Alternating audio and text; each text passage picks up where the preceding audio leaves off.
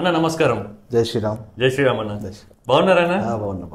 Okay అన్న, చాలా busy అయి ఉన్నట్టున్నారు అన్న. ఆల్రెడీ ఫోన్ చేసినప్పుడు వాళ్ళు ఒకసారి ఆర్మూర్లు ఉన్నా అన్నారు, ఒకసారి కరీంనగర్ అన్నారు, సిరిసిల్ల అన్నారు.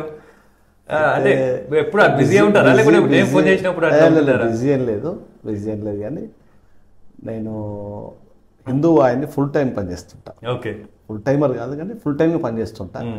అయితే ఈ సిరిసిల్ల, కరీంనగర్, జగిత్యాల, ఓకే, ఈ 3 జిల్లాలు కూడా చూస్తుంటా.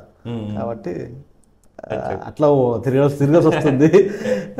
సిరిసిల్ల ఏంటంటే అక్కడ జిల్లా కమిటీ సమావేశం, మీరు ఫోన్ చేసినప్పుడు జిల్లా సమావేశం ఉంది. కరీంనగర్ సేమ్ జిల్లా సమావేశం. దగ్గర మధ్యలో రాగా గంగార్లో మీకు సమయం వస్తా అని చెప్పిన గంగార్లో వాళ్ళతో మాట్లాడి రావడానికి లేట్ అయిపోతుంది. అందుకే కొంచెం బిజీ ఏం లేదు, నేను సమయం ఉంటుంది. ఓకే, సో అన్న మెయిన్గా ఇక్కడికి ఇన్వైట్ చేయడానికి రీజన్, సో రీసెంట్గా రాహుల్ గాంధీ అండ్ అసదుద్దీన్ ఓవైసీ మీరు దిష్టిబొమ్మ తగలబెట్టడం జరిగింది. అవునండి. సో దానికి గల కారణాలు ఏంటన్నా మీకు తెలుసు కదా. అయితే మొన్న అసదుద్దీన్ గారు సాక్షాత్తు పార్లమెంట్లో, పవిత్రంగా భావించేటువంటి పార్లమెంట్లో పాలిస్తాన్ జిందాబాద్, ఇక్కడి తిండి తింటూ, ఇక్కడి గాలి పీల్చుతూ, భారతదేశం తిండి తింటూ, భారతదేశం గాలి పీల్చుతూ, భారతదేశం నీళ్లు తాగుతూ పాలిస్తాన్ జిందాబాద్ అంటే మీకైతే కోపం కాదా? అసలు ప్రతి భారతీయునికి వస్తుంది. దాని గురించి స్పందించేది. ఓకే, ఇక అదేవిధంగా రాహుల్ గాంధీ అయితే మీకు తెలిసింది, ఆ రోజు కూడా చూసినట్టయితే అదే సేమ్ పార్లమెంట్లో ఏమన్నాడంటే, హిందువుగా భావించే ప్రతి ఒక్కళ్ళు కూడా హింసావాదులట. ఓకే, మరి హింసావాదులైనప్పుడు వాళ్ళ నాయనమ్మ ఇక్కడే ఉంది, ఇక్కడనే పరిపాలించింది ప్రధానమంత్రిగా, వాళ్ళ తాత, వాళ్ళ నాన్న. మరి అప్పుడు హిందువులందరూ ఎలా ఉన్నారు? ఆయనకు ఎట్లా అనిపించింది? హిందువులు హింసావాదులు అయితే ఇప్పటికల్లా ఉంటుండినా? అసలు వాళ్ళు ఇక్కడ ఉంటుండినా? ఇక్కడ పరిపాలిస్తున్నా వాళ్ళు హింసావాదులు అయితే మనల్ని పరిపాలించే అవకాశం ఉంటుండినా? అదే విషయం. దానికోసమే మీకైతే ఉంటుందా ఆ మాట అన్నది. అదేవిధంగా స్పందించడం జరిగింది. సో ఎప్పుడు స్టార్ట్ చేసిన మీరు ఈ ఆర్గనైజేషన్లో పనిచేయడం కానీ ఇవన్నీ?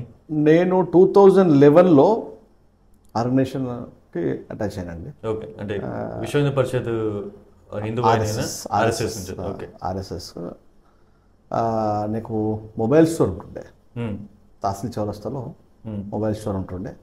అంతకుముందు టవర్ సర్కిల్లో ఒకటి ఉండే, అది తీసేసి తహసీల్ చౌరస్తాలో స్టార్ట్ చేసిన తర్వాత అక్కడికి ఏబీపీ వాళ్ళు రోజుకు ఒక కార్యక్రమం చేస్తుండే.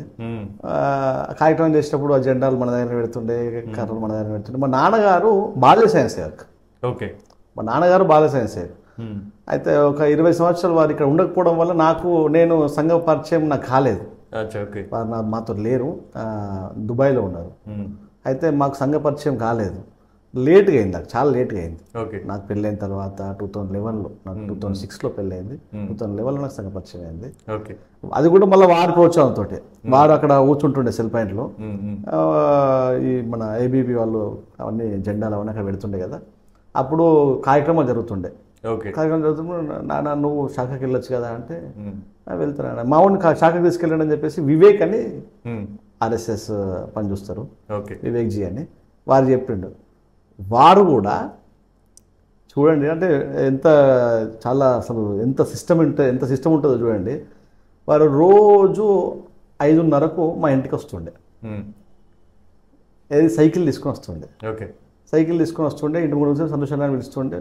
నేను వచ్చి, వివేక్ జీ మీరు వెళ్ళండి, నేను వస్తా అని చెప్పేసి నేను మళ్ళీ పోయి పడుకోనండి, వెళ్ళేవాడిని కాదు. 3 రోజులు సేమ్ యథావిధి. 4వ రోజు సాంఘిక ఉంటుంది, ఆదివారం రోజు సాంఘిక ఉంటుంది. ఆ రోజు తను కావాలని సైకిల్ తెచ్చుకోకుండా ఖచ్చితంగా తీసుకెళ్ళని చెప్పేసి అక్కడ కూర్చొని, సంతోషన్న వస్తున్నారు అంటే లేపిండు. వస్తున్నా అని చెప్పేసి ఆయన సైకిల్ తెచ్చుకోలే అన్నాడు.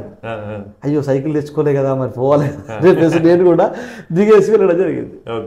దిగేసి ఇద్దరు కలిసి ఆ రోజు మొదలైందండి.